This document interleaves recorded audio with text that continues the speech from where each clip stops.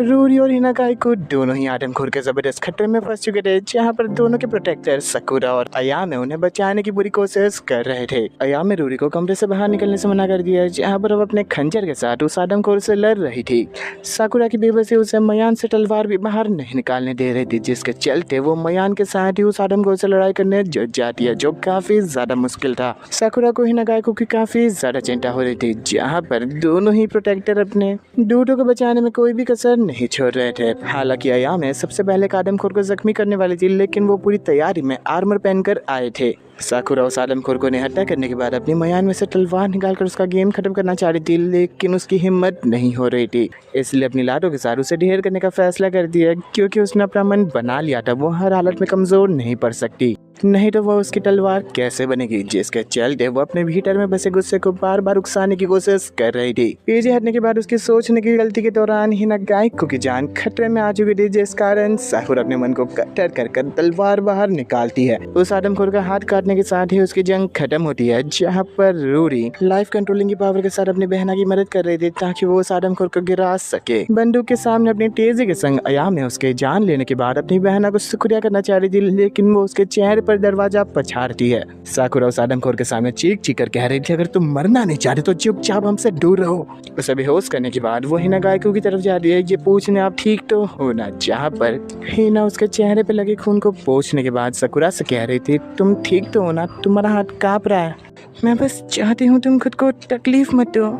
जहाँ पर साकुरा की अंदर आत्मा चीख कर उसके मरने की दुआ कर रही थी, और वो हिनागुकी से कहती है, मैं पहले वाली साकुरा नहीं रही, मैं आपको बचा सकती हूँ, मेरे बस एक ही इच्छा है, आपके मुंह से अपनी प्रशंसा सुनना, प्लीज मेरी तारीफ करिए, मैं बस इसी के आधार पे काम कर सकती हूँ। हिना उसे गले लग कर कह रही थी, तुम्हारा शुक्रिया साकुरा, मुझे हर बार बचाने के लिए तुमने अच्छा काम किया, मैं बस चाहती हूँ तुम मुझे बचाओ। खिड़की के बाहर स्प्रिंग एजेंसी उन्हें आवाज देकर पुकारती है, जहां उनका कहना था, हम हालात को काबू में लेने की कोशिश कर रहे हैं। जहां पर कुछ आदमखोर बंगले के अंदर घुस गए, जहां पर साकुरा कह रही थी, ये बहाने तुम रिपोर्ट में देना, मुझे नहीं। साथ ही में वो लॉर्ड रोसेई की सुरक्षा में तैनात सभी सोल्जर्स के बारे में बता रही थी, जो कि उनकी मदद कर रहे इस इन्वेस्टिगेशन के लिए, जिनका यहाँ होना साकुरा को बिल्कुल पसंद नहीं आता। पर वो बता रही थी वो लोग यहाँ पर पहले से ही छुपे हुए थे, जिससे साकुरा काफी ज्यादा नाराज हो जाती है, और वो कह रही थी, क्या तुम मुझे अभी नीचे दिखाना चाहते हो जॉन। हिना लिविंग रूम में एक पपी के साथ खेल रहे थे, जहाँ पर रूरी और अयामे आ जाते हैं। बचपन से ही रूरी को अपनी बहन से काफी सारा लगाव था, और वो उससे चाहकर भी दूर नहीं रह सकती थी। उसे बस अपनी जुड़वा बहन के साथ वक्त बिताना पसंद था, लेकिन जिस दिन उसे एक दूत के रूप में चुना गया, वो सब कुछ बदल गया। चंद पलों में घर की शांति बौखला गई और पूरी दुनिया इतर बितर हो गई। माँ बाप भी इस फैसले से बिल्कुल खुश नहीं थे, जहाँ पर रूरी अपनी बहना के कंधे में रोते हुए कह रही थी, मैं तुमसे दूर नहीं जा सकती, इस समाज और इस दुनिया से मेरा कोई लेना देना नहीं है, बस मैं तुम्हारे साथ रहना चाहती हूँ बहना। अयामे उसका सिर सहलाते हुए कह रही थी, मैं तुम्हें अच्छे से जानती हूँ रूरी, इसलिए मैंने फैसला कर लिया है, आने वाले वक्त में मैं तुम्हारी रक्षक बनने वाली हूँ। जिस बात को सुनकर रूरी काफी सारा रोने लगती है, क्योंकि वह काफी बड़ी कुर्बानी देने जा रही थी। मुझे माफ कर दो अयामे। अयामे को लेकर रूरी की फीलिंग्स कभी भी नहीं बदली, लेकिन वो उससे चीजें छुपाने लगी। साकुरा अयामे से कह रही थी, हमें अब यहाँ से जाने का फैसला करना होगा, जिस पर अयामे रूरी से कह रही थी, भला तुम इस हालत में भी मुंह फुलाए क्यों बैठी हुई हो, मुझे जल्दी बताओ आखिरकार क्या स्टेटस है। अचानक से आके एक दिन बता देती हो तुम शादी करी हो, ये क्या कोई मजाक चल रहा है। हम सगी बहन है, फिर भी तुमने मुझसे ऐसी उपाय बता रो देती, कहाँ मिली, कैसे हुआ, क्या हुआ, पर बताया कुछ भी नहीं तुमने मुझे। दोनों ही अपने पर्सनल मैटर्स में उलझ चुके थे, जिसके बाद रूरी अपने जानवरों के जरिए आसपास का पूरा मुआयना करके बता रही थी, यहाँ काफी सारी घटनाएं हो रही है, जिस कारण तुम्हारा अभी निकलना सही नहीं है। ऊपर से हमारे पास ही में काली गाड़ी रुकी हुई है। रूरी साकुरा की हैरानी का जवाब देकर बता रही थी, ये सारे मेरे दोस्त हैं। थोड़ी देर बाद एजेंसी की रिपोर्ट आती है, जो बता रहे थे मामला अब काफी हद तक शांत हो चुका है, जहाँ पर काली गाड़ी भी यहाँ से जा चुकी है। पर रूरी अपने जानवरों से ध्यान रखेगी, इसलिए साकुरा फैसला करती है वो सुबह होते ही यहाँ से निकल जाएंगे। साकुरा के पूछने पर आखिर उसने अपने मंगेतर की बात छुपा कर क्यों रखी। अयामे का कहना था, मैं उसे तकलीफ नहीं दे सकती थी, रूरी भी तुम्हारे लिए यही महसूस करती है। साकुरा रूरी को घूर कर देखने के साथ ही समझ जाती है वो उनसे किचन में पहले ही मिल चुकी है। साकुरा के सवाल करने पर रूरी बता रही थी, मैं तो बस मजाक मस्ती कर रही थी। साथ ही वो हिनागुकी को बता रही थी कि मैं तो अयामे को परखने गई थी, ताकि अगर वो बुरी पर्सन निकले तो फिर मैं उसके मजे ले सकूं। साकुरा अच्छा इंसान है, मुझे इसीलिए तो जलन हो रही है तुम लोगों से। हिनाको की उसके चेहरे की उदासी पहचान जाती है। जहाँ पर रूरी बता रही थी मैं तो बस अपनी बहन से चीज़ें शेयर करना चाहती थी, वो मुझे बता नहीं रही यार। मैंने तो उससे सब कुछ बता दिया अपने मंगेतर के बारे में। दोनों को ये बात और ज़्यादा हैरान कर देती है। जिस पर रूरी बता रही थी मेरा मंगेतर मुझे पहली बारी में बिल्कुल पसंद नहीं आया। शुरू में वो अयामे को कमज़ोर मानता था, इसलिए मैंने अपने हिरन से उसे कई बार मारा भी है। मैं अपनी बहन की बेइज्जती बिल्कुल बर्दाश्त नहीं करने वाली। जिस पर हिनाको की कह रही थी रूरी आप अपनी बहन से काफ़ी ज़्यादा प्यार करती हो, मेरे ख्याल से आप लोगों को अब सुलह कर लेनी चाहिए। आपकी तरह मैं भी एक बार अपने कमरे में बंद हो गई थी। दोनों ही दूत है लेकिन साथ ही इंसान है। दुखी और परेशान होने हम दोनों ही यहाँ से भाग जाना चाहते हैं। भाग जाना कोई परेशानी नहीं है, लेकिन ठुकराया जाना उससे ज़्यादा बड़ी बात होती है। साकुरा नहीं चाहती थी वो उन डेथ पर यादों का जिक्र करे, लेकिन हिनागुकी सबके लिए तैयार थी। हिनागुकी को आदमखोरों ने अगवा कर लिया। गाँव वालों ने मुझे ठुकरा दिया और मेरी कोई मदद नहीं करी, जिसके बाद मैंने उन लोगों को पसंद की ऋतु कभी भी नहीं दी। रूरी के हिसाब से अपनी मनमानी करना सही था, लेकिन हिनागुकी बताती है ये सब बिल्कुल ही गलत था। इस दुनिया को मौसम की ज़रूरत है, लोगों की अनगिनत तकलीफें इससे जुड़ी हुई है। पर फिर भी साकुरा ने हिनागुकी से हिम्मत नहीं हारी और वो फिर भी अपनी बातों पर अड़ी रही, जिसके कारण गाँव वालों ने साकुरा को बेकार मानकर बाहर फेंक दिया। हिनागुकी को कोई भी साकुरा के पास जाने नहीं दे रहा था, उसे बस तकलीफ ही मिलने वाली थी और साथ ही साकुरा को काफ़ी ज़्यादा तकलीफ हुई सबसे। मैंने अपना सारा गुस्सा बाहर निकाल दिया और लोगों के सामने पहली बार पसंद का आह्वान किया, सिर्फ और सिर्फ अपनी साकुरा से मिलने के लिए। बस उसे खुशी के लिए मैंने ये सब किया और उस एक दिन से मैंने बदलाव का रास्ता चुन लिया। मैं अपनी साकुरा के और ज़्यादा नज़दीक आ गई। अगर आप किसी से प्यार करते हो तो फिर उसे ठुकराओ मत, क्योंकि उसे वापस देखने का मौका कभी शायद सही मिल पाए। इसलिए अगर आप अफसोस भरी जिंदगी नहीं जीना चाहते तो किसी को ठुकराना मत। अगली सुबह रूरी हिना के कांटेक्ट में रहने के लिए अपना नंबर एक्सचेंज करना चाहती थी, लेकिन उसे फ़ोन इस्तेमाल करना नहीं आता था। वो बस अभी सीख ही रही थी, इसलिए वो साकुरा के साथ अपने कांटेक्ट एक्सचेंज करती है। जहाँ वो हिना से पूछती है तुम रोजे से मिलने जाने वाली हो ना? हिना झिझकते हुए बताती है मुझे समझ नहीं आ रहा हम कैसे मिल पाएंगे। जहाँ पर साकुरा बता रही थी मैं तो इन लोगों को दूर ही रखना चाहती हूँ, लेकिन रूरी कहती है पर तुम्हें ना उन्हें बचाया था ना 10 साल पहले। अयामे बता रही थी शायद से वो आपके काम में कोई अड़चन नहीं डालना चाहते होंगे। अगर मैं उनकी जगह होती तो कोई ना कोई खत या फिर फ़ोन तो कर देती। जिस पर साकुरा बता रही थी उन्होंने एक खत तो भेजा था, लेकिन वो काफ़ी ज़्यादा बनावटी लग रहा था, इसलिए मैंने खुद ही जवाब कर दिया। एक खत मिला था, ये बात सुनकर हिना काफ़ी ज़्यादा खुश थी। जहाँ पर वो दोनों समर पैलेस से अलविदा लेते हैं। रूरी उन लोगों को अलविदा करने के बाद अपनी बहन को जाकर गले लग जाती है। जिस पर अयामे का कहना था मुझे लगा तुम मुझसे अब कभी बात नहीं करना चाहती। बहन तुम मेरी लड़ाई की बातों को इतना सीरियस क्यों ले लेती हो? चलो ये जानकर अच्छा लगा कि तुम्हें मेरी अब भी ज़रूरत है, लेकिन अब ये सब कब तक चलता रहेगा? घर में आने के साथ ही वो रूरी को समझा रही थी मेरे ख्याल से तुम्हें खुद की ज़िंदगी पे ध्यान देना चाहिए। काफ़ी वक्त तक हमने जुड़वा बहनों के रूप में ज़िंदगी जी ली है। रूरी रोते हुए कह रही थी मैं काम जिंदगी के साथ कुछ दोस्त बनाते हुए तुम्हारे साथ जीना चाहती हूँ। मैं सिर्फ बसंत की ड्यूटी इसलिए बनी क्योंकि तुम्हें गर्मियों के वो फूल पसंद थे। मुझे दुनिया जहाँ किसी की नहीं पड़ी थी, मुझे बस तुम्हारी खुशी चाहिए थी। मैं चाहती हूँ हम जिंदगी में कहीं पे भी क्यों ना चले जाए, बस हम दोनों साथ में रहे, नहीं तो इस सब जिंदगी का मेरे लिए क्या ही मतलब है मौसम के देवता, आखिर आपने मेरी बहन को क्यों चुना? ये मनमानी करने वाले एक आज़ाद पंछी है, अगर आप इसे नहीं चुनते तो इसकी ज़िंदगी काफ़ी ज़्यादा बेहतर होती। मैंने कई सारी कुर्बानियाँ देकर अपनी बहन के साथ रहने का फ़ैसला किया, कितना कुछ जेल न भरा और आखिर में मुझे अपनी बहन से नफरत हो गई। मैंने तो बस हर बार एक ही उम्मीद की थी किसी दिन तो मेरा तुमसे पीछा छूट जाए गर्मियों की दूत। मैं तो बस अपनी जिम्मेदारियों में बन गई। आखिर में जाकर जब किस्मत ने मुझे आज़ाद होने का मौका दिया, एक साधारण ज़िंदगी में लौटने का रास्ता मैं नहीं ठुकरा सकती थी। रूरी ये मेरा आखिरी साल है, उसके बाद तो मैं खुद के लिए गर्मियों की दूध बनना होगा। मुझे अपनी बहन से बहुत ज़्यादा नफरत है। पता है रूरी, अगर मैं तुम्हारे बजाय गर्मियों की दूध बनती ना तो काफ़ी अच्छी बहन बनती। दोनों अपनी सारी भड़ास को रोते हुए निकाल रहे थे और अयामे का कहना था काश अगली बार हम दोनों को एक दूसरे की दुनिया मिले, चाहे जो कुछ हो, लेकिन मैं तुमसे प्यार करती हूँ रूरी। सफ़र करते दौरान साकुरा महसूस करती है हिनागुकी कुछ खोया खोया सा महसूस कर रही है। पहाड़ की चढ़ाई करने से पहले हिनागुकी साकुरा से सवाल कर रही थी यह जगह गांव के नज़दीक है ना? साकुरा हाँ करने के संग ही बता रही थी वो यहाँ से कुछ ही दूर पहाड़ों के बीच बसा हुआ है। हिना कह रही थी हिनागुकी का दिल बहल जाता है जब भी वो लड़की ये सब याद करती है।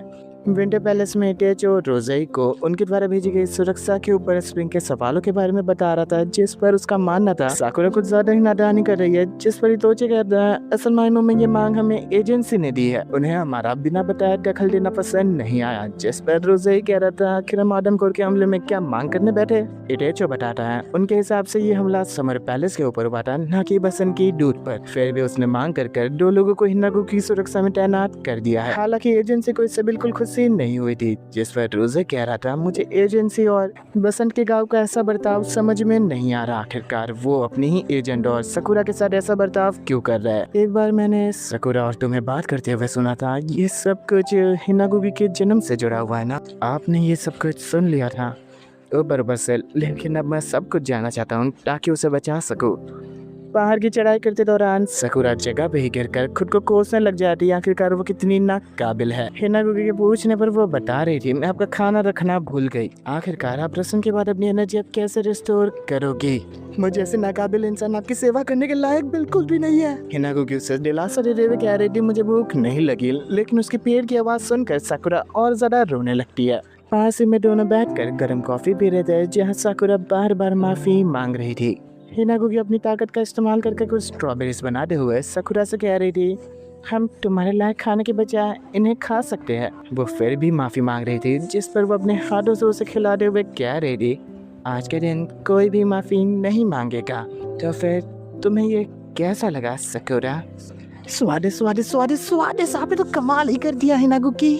दूसरी ओर इटोची रोज़े को सब कुछ बताने से पहले पूछता है, आखिरकार आपको कहाँ तक पता है। मैंने सुना था हिनागुगी पराई औलाद है। रोज़े बताता है, हिनागुगी के पापा सुगेत्सु कायो इज्जतदार परिवार से थे और लोगों के हिसाब से वो अगले मुखिया बनने के लायक भी थे। और उसकी माँ पुरानी बसंत की दूध कोबाई युकिया नागे दोनों की सगाई हो चुकी थी। जिस बारे में सुनकर रोज़े कहता है, तो फिर उसे बदनाम क्यों किया जा रहा है। रोज़े उसे सिराफुजी परिवार के बारे में बताता है, जिनके गाँव के अंदर और बाहर काफी सारे कनेक्शंस थे। उनकी बेटी को सुगेत्सु से प्यार हो गया, जिसे सुनकर रोज़े समझ आता है कि एजेंट एक वंश तक ही रह सकती है, लेकिन सिराफुजी उसे काफी कुछ ऑफर कर सकते थे, इसलिए उसने सगाई तोड़ दी ना। उसे सिराफुजी के खानदान में एक बच्चा हुआ, लेकिन उसे सुख नहीं मिला, इसलिए उसने कोबे के साथ एक रिश्ता बनाया, जिसकी चर्चा पूरे गांव में फैल गई। जिसके बाद सुगेत्सु की बीवी हाथों में चाकू लिए लेडी कोबे के पास चली गई। उसका गुस्सा 7वें आसमान पे था, लेकिन हिनागुकी ने भी उस दिन जन्म ले लिया था। जिसके बाद हिनागुकी और उसकी माँ गांव के बाहर जिंदगी जी रहे थे, लेकिन बसंत की दूध की जिम्मेदारी के नाते हिनागुकी को अपनी दादी की देखरेख में बड़ा होना पड़ा, जिनके गुजरने के कुछ ही वक्त बाद लेडी कोबे भी बीमार पड़ चुकी थी। दूसरी ओर पहाड़ों के बीच आराम करते दौरान हिनागुकी सकुरा को बता रही थी, जब कभी हिनागुकी की बात करी जाती है तब बसंत का गाँव भी सब में शामिल हो जाता है। साकुरा को लग रहा था वो अतीत में हुई घटनाओं के कारण काफी ज्यादा परेशान है, लेकिन वो बता रही थी शायद से, पर वो हिनागुकी नहीं बल्कि उसकी यादें। बसंत के मौसम में पहली बार हिनागुकी अपनी माँ के साथ घर के बाहर निकली थी, जहाँ पर उसे काफी ज्यादा मजा आ रहा था। उसकी माँ जो बसंत की दूत है, जिन्होंने इस खूबसूरत बसंत का मौसम लाया, ये बात वो झूमते हुए बयां कर रही थी। जिस पर लेडी कोबे कहती है, शांत हो जाओ हिनागुकी, हम जिस इंसान से मिलने जा रहे हैं उससे ऐसी बचकानी हरकतें नहीं पसंद। हिनागुकी शांत होने के संग ही मायूस हो चुकी थी। जो कुछ सवाल पूछ पाए उससे पहले ही लेडी कायो उसकी बातों को काटते हुए कहती है, मैं चाहती हूँ वो तुम्हें पसंद करे। अपने हाथों में बंद बसंत की पंखुड़ी को आजाद कर हिनागुकी अपनी माँ को जाकर गले लग जाती है। लालटेन लेकर जंगलों के बीच वो किसी बड़े पेड़ के पास सुगेत्सु कायो से मिलती है, जो कि अपनी बीवी के साथ आया था, जहाँ पर हिनागुकी अपनी माँ के कहने पर अपना परिचय देती है। मेरा नाम हिनागुकी युकियो नागी है और इस साल मैं 5 साल की होने वाली हूँ। लेकिन सुगेत्सु को उसकी बातें सुनने में कोई दिलचस्पी नहीं थी। वो कोबे से कह रहा था, चलो किसी शांत जगह पे जाके बात करते हैं, मैंने पूरा इंतजाम कर लिया है।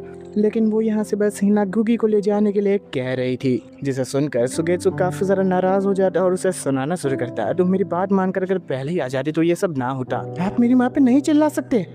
उस छोटी सी जान की आवाज ने पूरे माहौल का रुख ही बदल दिया था। जब कोबे उसे शांत करके कहती है, सब कुछ ठीक है, सामने खड़े ये अंकल तुम्हारे पापा है, मेरे जाने के बाद ये तुम्हारा ख्याल रखने वाले हैं। आप कहाँ जा रही हो? अभी तो स्प्रिंग का मौसम भी आ चुका है। बेटा तुम्हारे माँ की तबीयत अभी सही नहीं है, इसलिए उसे कुछ वक्त अकेले रहना होगा। मम्मी पर अभी आप मुझे मिली हो, आप कैसे जा सकती हो? हिनागिको तुम्हारी माँ काफी ज्यादा बुरी औरत है, लोग उसके बारे में काफी बुरी बातें करते हैं और अगर तुम मेरे साथ है तो तुम कभी भी खुश नहीं रह पाओगी। मुझे कोई फर्क नहीं पड़ता। मुझे लोगों की बातें या फिर खुश रहने से कोई मतलब नहीं है जब तक आप मेरे साथ हो। उसकी माँ के आंखें भर आई थी और वो उससे कह रही है, बेटा जिंदगी में कभी कभार ऐसे दिन आएंगे जिनमें तुम्हें बिल्कुल अच्छा नहीं लगेगा। तुम्हें बर्दाश्त करना होगा जब तक तुम कर सको। भाग जाना अगर तुमसे ज्यादा बर्दाश्त ना हो पाए, लेकिन दिल में उस आग को हमेशा जगाए रखना तब तक जब तक तुम उसका सामना करने लायक ना हो जाओ। मुझे किसी से नहीं लड़ना अच्छी बात भी नहीं है, लेकिन तुम्हें जिंदगी में कभी कभार समझौता करना पड़ता है। मैंने बस तुम्हें बचाने की कसम खाई थी, लेकिन मेरे बाद तुम अकेली दुनिया में जीने वाली हो। सुगेत्सु बीच में आकर उसे अलविदा कहने के लिए कहता। आज यहाँ पर हिनागिको को उसकी बीवी ले जा रही थी।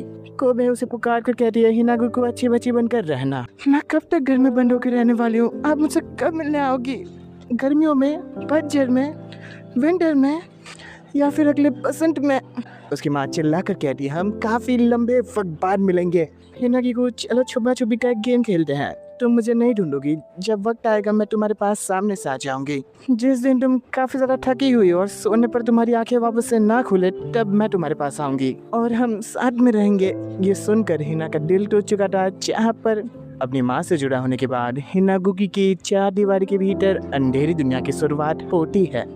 ऐसे ही एक रात खिड़की के बाहर देखते दौरान उसे शरीर के अंदर असहनीय दर्द हो रहा था, जिसके साथ उसे बसंत की दूत के रूप में चुना जाता है। अगले दिन कोबे युकिनागी के फ्यूनरल पर हर कोई उटपटांग बातें कर रहा था, जहाँ पर हिना के टूटे दिल के बावजूद उसके पापा कहते हैं, तुम श्रापित हो, तुमने अपनी माँ को मारा है। जिसे सुनने के बाद रोजे कह रहा था, पुराने वक्त में माना जाता था अगर किसी दूध के बच्चे को अपनी माँ की विरासत मिलती है तो फिर वो बदनसीब गिना जाता है। रोजे कहता है, इस बदनसीबी के बावजूद सिर्फ सकुरा ही उसकी इकलौती साथी है जिसने पूरे वक्त उसका साथ निभाया। बचपन में सकुरा बाकी सभी से अलग थी। जहाँ पर वो कुछ बच्चों की बातें सुनती है जो कि कह रहे थे, नहीं बसंत की दूध जिस मैंसन में रहती है वहाँ जाना सभी के लिए मना है। दूसरा बच्चा कहता है, ये सब बिल्कुल ही बहाने हैं, मैंने अपनी आंखों से देखा है, वहाँ पे सोने के फल है, इसलिए हम सभी को दूर रखा जाता है। जिसे सुनकर सकुरा को काफी ज्यादा एक्साइटमेंट होती है, लेकिन कोई भी बच्चा उससे बात नहीं कर रहा था। स्कूल से घर जाने के बजाय वो सीधा मैंसन चली जाती है, जहाँ के पेड़ पे चढ़ने के बाद वो दीवार लांघते हुए गार्डन में मौजूद पेड़ पे से फलों को तोड़ती है, पर वो बिल्कुल ही साधारण थे, जिससे उसे काफी ज्यादा निराशा होती है, जिससे ज्यादा पैसे नहीं मिल पाएंगे। वहाँ पर हिनागिको आती है जो कि उससे कह रही थी, वो फल अभी कच्चे है और तुम कौन हो। अपना नाम बताने के साथ ही वो उसके साथ बातचीत करने के लिए बैठ जाती है। जहाँ पर सकुरा बता रही थी वो भी एक अनाथ है क्योंकि उसके माता पिता उसे छोड़कर चले गए। गांव वालों के हिसाब से मेरे माता पिता हिमेटाका परिवार के नाम पे कलंक है, साथ ही उन्होंने गांव का नाम भी बदनाम कर दिया। गांव वालों ने मुझे अकेला छोड़ दिया है, जहाँ कोई भी बच्चा मुझसे बातचीत नहीं करता। उसे अपने हालातों पर रोना आ रहा था और वो कहती है, काश मुझे अच्छे परिवार में जन्म मिलता, तो फिर ऐसी जिंदगी तो नहीं मिलती। वो लोग मुझे पीछे छोड़कर गाँव के बाहर अपनी जिंदगी जी रहे हैं। हिनागिको उसे बताती है, मैं बिल्कुल ही अकेली हूँ, मेरी माँ मर चुकी है और मेरे पापा मुझे उस सबका दोषी मानते हैं। मेरी कभी भी एक बसंत का दूध बनने की इच्छा नहीं थी और ना ही मैं इतनी सुख सुविधा चाहती हूँ। मैं तो बस जिंदगी में अकेली हूँ, तन्हाई का वो अंधेरा जिसकी मैंने कभी भी मांग नहीं की थी। सकुरा उसकी ओर मदद का हाथ बढ़ाना चाहती थी, लेकिन किसी सेविका के आने की आवाज़ सुनकर वो नीचे झुककर छुप जाती है, जिसके जाने के बाद वो हिनागिको की ओर देखकर कह रही थी, मैं कल वापस आऊँगी। सच में तुम आओगी? सकुरा उसे कल मिलने का वादा कर चली जाती है। जहाँ अगले दिन हिनागिको काफी ज्यादा उत्सुकता में बाहर की ओर सकुरा का इंतजार कर रही थी, लेकिन उसे थोड़ी बेचैनी भी हो रही थी। सकुरा के वहाँ आते ही हिनागिको खुशी के मारे वहाँ जाकर उसे गले लग जाती है, ये कहकर तुम्हारा शुक्रिया आने के लिए। इसी के साथ दोनों की एक खुश नसीब दोस्ती की शुरुआत होती है। सकुरा हिनागिको से मिलने के लिए अनगिनत बार घुसपैठ कर आती थी और रोजाना कई तरह के खिलौने लाती थी ताकि वो हिनागिको के साथ मनोरंजन कर सके। साथ ही में छुपा छुपी का खेल सभी सेविकाओं के साथ। हालांकि दोनों एक दूसरे के साथ हंसी खुशी के पल बिताकर काफी ज्यादा खुश नसीब थे। जहाँ पर एक दिन सकुरा पकड़ी जाती है, जिस कारण हिनागिको को सकुरा से जुदा होना पड़ता है, लेकिन उसके अगले ही पल वो हड़ताल पर बैठ जाती है। सिर्फ एक ही शर्त थी, उसे सकुरा वापस चाहिए। वो तब तक भूखी रहने वाली थी और अपने कमरे में किसी को घुसने भी नहीं देती, चाहे कोई कितनी ही जबरदस्ती क्यों ना करे। कई दिनों तक ऐसा चलता रहता है। सभी सेविकाओं को चिंता हो रही थी कहीं वो भूख के मारे ना मर जाए। उसके जिद के आगे पूरे सम्मान के साथ सकुरा को ही बुलाया जाता है, जो कि उसके कमरे में जाती है, जहाँ हिनागिको खुशी के मारे उसे गले ही लगा लेती है। मिलन का ये वक्त दोनों के लिए खास था, जहाँ पर सकुरा से कहती है आपको कुछ खा लेना चाहिए, जिस पर हिनागिको कहती है मैं चुपके से ये खा रही थी। उसके जादू से बने फलों को देखकर सकुरा भी हंस पड़ती है, जहाँ पर जब ये सारी खबर गांव के मुखिया के पास पहुंचती है तो उसका कहना था एक एजेंट भावनात्मक रूप से तंदुरुस्त रहनी चाहिए, तभी वो मौसम का आह्वान कर सकती है। उसके माँ बाप तो ये कभी नहीं कर पाते। वो ऑफिसर बताता है हिमिता का खानदान ने सबसे बेहतरीन प्रोटेक्टर दिए है एजेंट्स के लिए। ऑर्डर देती है आज से और अभी से सकुरा हिमिताका को हिनागुकी का प्रोटेक्टर बनाया जाए। भागते हुए सकुरा हिनागुकी के पास जाकर ये बता रही थी अब आज से मैं हमेशा आपके साथ रहने वाली हूँ, मुझे आपकी प्रोटेक्टर के रूप में नियुक्त किया गया है। मैं स्कूल छोड़ रही हूँ और साथ ही में मैं आज से और अभी से हमेशा के लिए आपके साथ रहने वाली हूँ। ऐसे के साथ एक खुशनसीब कहानी की शुरुआत होती है। मुझे बस ऐसा लगा था।